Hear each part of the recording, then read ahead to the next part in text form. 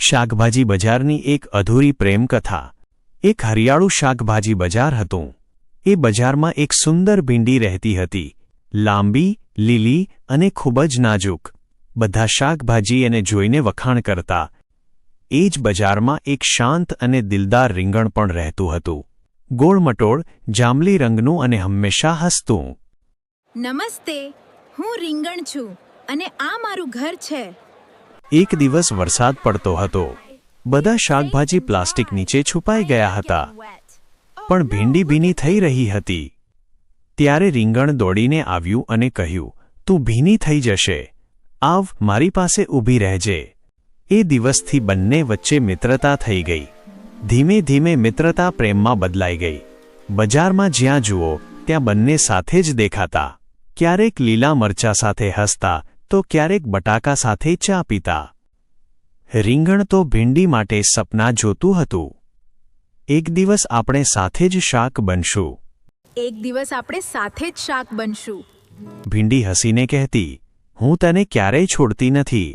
પણ બજારમાં એક નવો ટમાટર આવ્યો, લાલ ચટ્ટાક, ચમકદાર અને બહુ સ્ટાઇલિશ। બધા શાકભાજી એની તરફ આકર્ષાયા। ભીંડી પણ ધીમે ધીમે ટમાટર સાથે વધુ સમય પસાર કરવા લાગી। રીંગણને થોડી ચિંતા થવા લાગી। એક દિવસ રીંગણે પૂછ્યું, શું હવે તને મારી સાથે રહેવું ઓછું ગમે છે?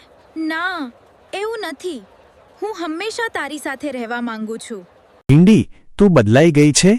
ભીંડી આંખ ચોરીને બોલી, કંઈ નથી, તું વધારે વિચારે છે। થોડા દિવસ પછી બજારમાં મોટી ખબર ફેલાઈ, ભીંડી અને ટમાટરના લગ્ન છે। આ સાંભળીને રીંગણનું દિલ તૂટી ગયું। લગ્નના દિવસે રીંગણ દૂર ઊભું રહીને બધું જોતું રહ્યું। ભીંડી લાલ સાડીમાં ખૂબ સુંદર લાગતી હતી, પણ એની આંખોમાં હવે રીંગણ માટે પ્રેમ નહોતો।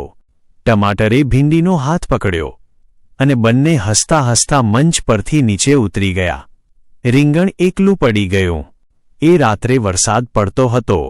રીંગણ શાંત અવાજે બોલ્યું, કેટલાક પ્રેમ શાકભાજી બજારમાં શરૂ તો થાય છે, પણ પૂરા નથી થતા। અને ત્યારથી જ્યારે પણ લોકો ભરેલા રીંગણ બનાવે છે, ત્યારે કહે છે કે એમાં આજે પણ અધૂરા પ્રેમનો સ્વાદ આવે છે।